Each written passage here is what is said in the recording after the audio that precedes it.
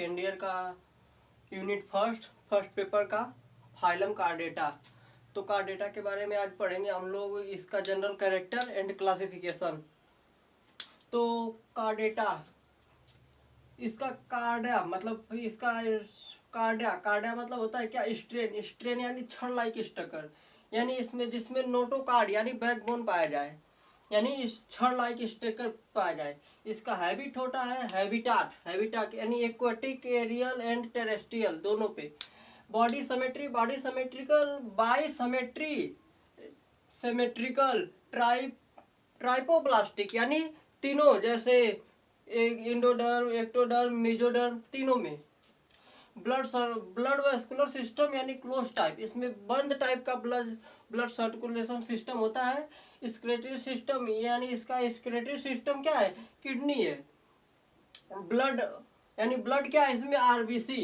यानी nerve system इसमें क्या है, नर्व सिस्टम यानी वेल डेवलप। फिर अनवर्सल यानी सेक्सुअल रिप्रोडक्शन, इसमें हमेशा क्या होता है, सेक्सुअल रिप्रोडक्शन। अब इसके बारे में हम लोग, ये तो मतलब सब में जनरल कैरेक्टर है, लेकिन इंपॉर्टेंट कैरेक्टर जो है इसमें प्रेजेंस ऑफ नोटोकार्ड, क्या इसमें नोटोकार्ड होना चाहिए। देखिए ये जैसे एक समझ लीजिए, कोई की फीलिंग करिए कि कोई लेटा हुआ है और उसके मुंह क्या है, माउथ क्या है, नीचे की तरफ है, ठीक पेट के साइड लेटा हुआ है। तो इसका ऊपर क्या, बैकबोन यानी नोटोकार्ड, इसे बैकबोन भी कहा जाता है। और फिर उसके ऊपर देखिए डॉर्सल नर्व कार्ड, और फिर फेरिंग्स, गिल्स, स्टील, यानी ये सब होना चाहिए। ये चारों इंपॉर्टेंट है, ये चारों अगर होगा तो समझ लीजिए क्या है वो, उसमें समझ लीजिए कि वो कार्डेटा संघ का है, ठीक। अब इसके क्लासिफिकेशन के बारे में हम लोग पढ़ेंगे। के अंदर हम फाइलम कोर्डेटा के क्लासिफिकेशन का एक जनरल ओवरव्यू देखने वाले हैं। नेक्स्ट वीडियो में इसको हम डिटेल में स्टडी करेंगे।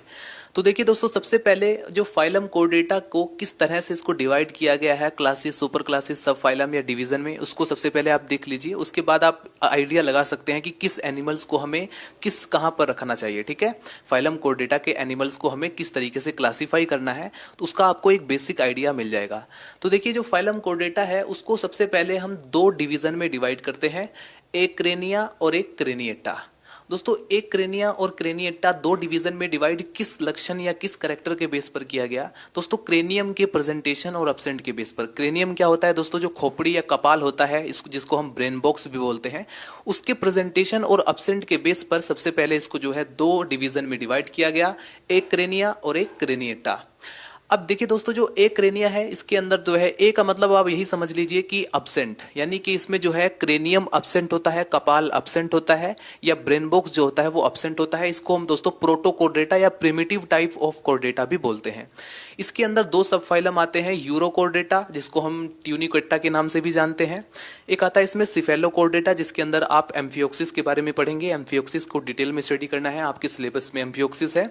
और दोस्तों इसमें हेमिकोर्डेटा भी इसी के अंदर, इसी सब फाइलम में, ठीक है। ये जो हमारे पास एक्रेनिया डिवीजन है इसी के अंदर हेमिकोर्डेटा को भी रखा गया था, लेकिन अभी उसको रिसेंटली निकाल दिया गया है और हेमिकोर्डेटा को अब हम अलग से स्टडी करते हैं। और हेमिकोर्डेटा का मतलब क्या होता है, हेमी का मतलब होता है दोस्तों हाफ, मतलब ऐसे कोर्डेटा जो पूरी तरीके से कोर्डेटा नहीं है, हाफ लक्षण है उनके अंदर कोर्डेटा के, ठीक है, हाफ कोर्डेटा, तो उसको हम अलग से स्टडी करते हैं, ठीक है।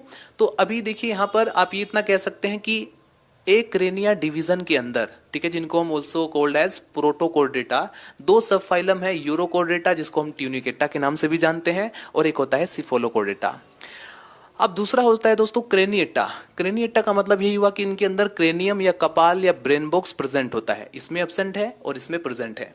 अब ये जो क्रेनिएटा है इसको जो है, इसकी एक सब फाइलम है जिसको हम बोलते हैं दोस्तों वर्टिब्रेटा।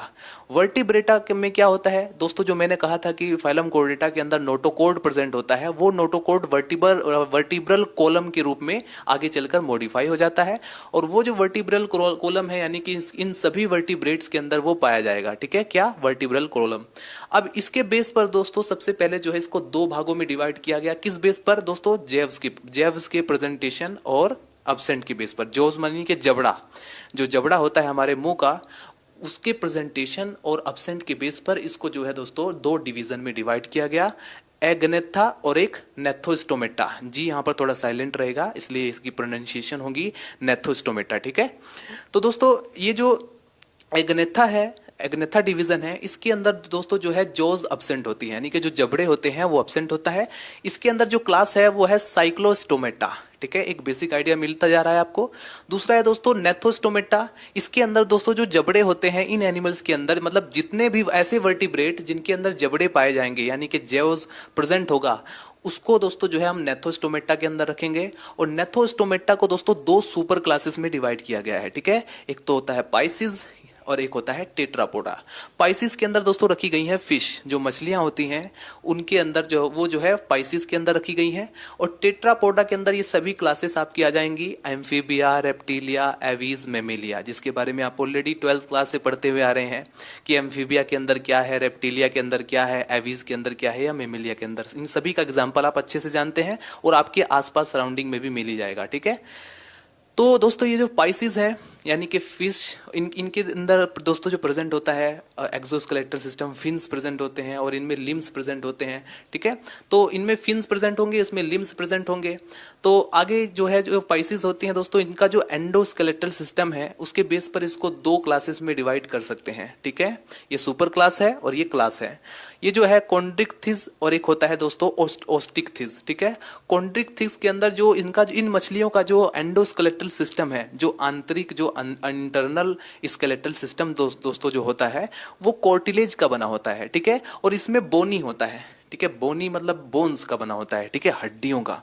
और दूसरा दोस्तों यहाँ तक आई होप आपको ये तो समझ में आ गया ना, पाइसिस का मतलब कि इसके अंदर रखी गई है मछलियां ही, लेकिन कुछ मछलियां ऐसी भी है जिनका एंडोस्केलेटल सिस्टम कार्टिलेज का बना हुआ है और कुछ मछलियां ऐसी भी हैं जिनका एंडोस्केलेटल सिस्टम बोनी है, यानी कि बोन्स, हड्डियों का बना हुआ है। तो इस बेस पर इसको जो है दो क्लासेस में डिवाइड कर दिया गया। दोस्तों दूसरी जो हमारे पास सुपर क्लासेस है वो है टेट्रापोडा। टेट्रा का मतलब होता है, आपने केमिस्ट्री में पढ़ा होगा, 4, ठीक है।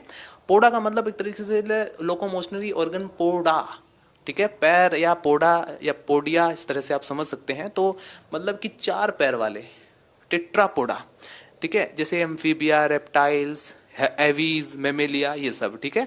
अब देखिए दोस्तों जो एम्फीबिया है उसके अंदर आप सबसे अच्छा एग्जांपल है दोस्तों फ्रॉग, ठीक है। जो फ्रॉग होता है यानी कि मेढक जो होता है उसका सबसे अच्छा एग्जांपल है। रेप्टिलिया का एग्जांपल जैसे दोस्तों स्नेक हो गया और ये जो लिजर्ड हो गया, ये सब जो है रेप्टिलिया का एग्जांपल है। एवीज यानी कि पक्षी वर्ग, जितनी भी बर्ड्स होती हैं वो सब एवीज का एग्जांपल है। और एक मेमेलिया का सबसे अच्छा एग्जांपल जैसे चूहा, बिल्ली, कुत्ता, ठीक है, इंक्लूडेड ह्यूमंस, हम भी उसी के अंदर मेमेलिया के अंदर आएंगे, तो हमें अपनी भी पोजीशन पता चल गई है। तो इस तरीके से एक ओवरव्यू आपको मिल गया, एक आइडिया मिल गया है कि किस तरीके से फाइलम कोर्डेटा का हमें क्लासीफाई करना है। अच्छा, मैं आप थोड़ा एग्जाम पेपर से रिलेटेड कुछ आपको बता देता हूँ, बीएससी सेकेंड ईयर में क्वेश्चन कैसे पूछे जाते हैं, इससे आपको एक बेसिक आइडिया मिल जाएगा। दोस्तों ये जो फाइलम कोर्डेटा है इसके जनरल कैरेक्टर्स कभी कभी एग्जाम पेपर में आएंगे और आपको अगर क्लासिफिकेशन पूछा जाता है तो आप इसी तरीके से एक ओवरव्यू दे सकते हैं। मतलब आपको इतना नहीं करना है कि सभी के आप अलग अलग से लक्षण लिखेंगे, क्योंकि लॉन्ग क्वेश्चन में सबसे पहले तो आप जनरल कैरेक्टर से लिख दोगे। जनरल कैरेक्टर्स आपके 1-2 पेज में, 2-3 पेज में आ जाएगा और साथ में डायग्राम भी आ जाएगा जो कि मैंने बनाया हुआ है, चैनल को सब्सक्राइब करिए और जो भी प्रॉब्लम हो